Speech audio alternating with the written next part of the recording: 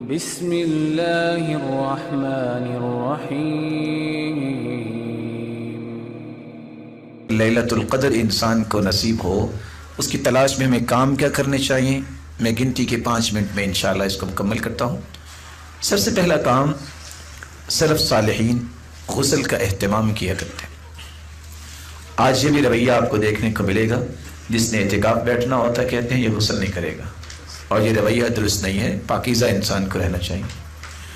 دوسرا رویہ جو ہمیں اختیار کرنا چاہیے، تمیم داری جنہوں نے 1000 درہم کا لباس لیا تھا، اور وہ لباس صرف اس لیے پہنا تھا کہ میں نے لیلۃ القدر کی تلاش کرنی ہے اور اللہ کے سامنے خوبصورت ہو کے پیش ہونا ہے، تو ہمیں اس بات کا بھی خیال رکھنا ہوگا کہ ہم اپنے آپ کو اچھے انداز میں رب تعالیٰ کے سامنے پیش کریں۔ تیسری بات جو اس رات ہونی چاہیے، قرآن مجید کی تلاوت قیام کی شکل میں بھی، جس کو تراویح اور قیام کہتے ہیں، تہجد کی شکل میں بھی، اور تینوں نام ایک ہی چیز کے نام ہیں، اور بیٹھ کے بھی انسان کو پڑھنا چاہیے۔ اور سلف کا رویہ یہ ہے، مصنف عبد الرزاق کی روایت ہے 5955 ابراہیم النخعی کے بارے میں، انہ کان یقرأ القرآن فی رمضان فی کل ثلاث، ہر 3 دن میں وہ رمضان کے اندر قرآن ختم کرتے۔ فَإِذَا دَخَلَتِ الْعَشْرُ، جب آخری عشرہ شروع ہوتا، قَرَأَهُ فِي لَيْلَتَيْن، تو 2 راتوں میں قرآن ختم کرتے۔ وَاغْتَسَلَ فِي كُلِّ لَيْلَةٍ، اور ہر رات غسل کیا کرتے۔ چوتھا کام جو ہمیں کرنا چاہیے وہ ہے ذکر اور دعا۔ کثرت سے اللہ کا ذکر کیا جائے اور اللہ عز و جلال سے دعا کی جائے، اور دعائیں مختلف جو اللہ کے رسول نے کی ہیں، اور خصوصاً اس دعا کا اہتمام ضرور کیا جائے جو سیدہ عائشہ رضی اللہ تعالی عنہ، انہوں نے اللہ کے رسول سے پوچھا تھا کہ اگر اللہ تعالیٰ کی توفیق ملے اور لیلۃ القدر کی رات میں میں عبادت کروں تو مجھے کیا مانگنا چاہیے؟ تو اللہ کے رسول نے رہنمائی دی تھی، وہ دعا سکھائی تھی جو ہر مسلمان کو یاد ہونی چاہیے، اور مجھے امید ہے کہ آپ سب کو یاد ہوگی۔ اللہم انک عفو تحب العفو فاعف عنی، اے اللہ تو معاف کرنے والا ہے، تو معافی کو پسند کرتا ہے، تو مجھے بھی معاف فرما دے۔ اس حدیث کے اندر بہت سے راز ہیں۔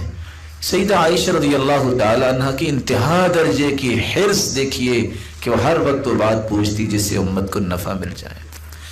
اور اس حدیث کے اندر عفو کا جو سوال ہے، فاعف عنی، یہ یہاں ہی کیوں ہے؟ باوجود اس کے کہ ہمیں معافات اور معافی کا تو ہر وقت جو ہے ہمیں ضرورت ہے، اس رات کیوں؟ کیونکہ اللہ عز و جلال کے پیغمبر نے بار بار اپنے چچا سے کہا تھا، سل اللہ العفو والعافیہ، چچا زیادہ سے زیادہ معافی اللہ سے مانگا کریں۔ ابن القیم فرماتے ہیں اس رات میں اس کا کیوں اللہ کے رسول نے توجہ دلائی؟ انسان جتنے بھی انعامات زندگی میں حاصل کرتا ہے وہ اللہ کی توفیق سے حاصل کرتا ہے۔ سارا رمضان وہ محنت کرتا ہے، لیکن اچھے لوگوں کی یہی عادت ہوتی ہے، پھر بھی وہ کہتے ہیں یا اللہ اگر کوئی کمی کوتاہی رہ گئی ہے تو معاف کر دے۔ اور یہی اصل عبودیت ہے کہ انسان تقصیر کا اعتراف کرے کہ اللہ مجھ میں بہت ساری کمی ہے۔ ساری زندگی فرشتے عبادت ہی کرتے ہیں، کوئی رکوع میں پڑا ہے، کوئی سجدے میں ہے، اور حدیث تو یہ کہتی ہے کہ آسمانوں میں 4 انگلیوں کی جگہ خالی نہیں ہے، کوئی رکوع میں ہے، کوئی قیام میں ہے، کوئی سجدے میں ہے، لیکن قیامت کے دن فرشتے بھی کہیں گے ما عبدناک حق عبادتک، اللہ ہم تیری عبادت کا حق ادا نہیں کر سکے۔ تو حق یہی بنتا ہے کہ آخری عشرے میں کثرت سے یہی دعا کی جائے۔ اس میں ایک ادب بھی سکھایا گیا ہے، جب تک کسی دعا میں اللہ کی تعریف نہ کی جائے، درود نہ پڑھا جائے، تو یہ دعا قبول نہیں ہوتی۔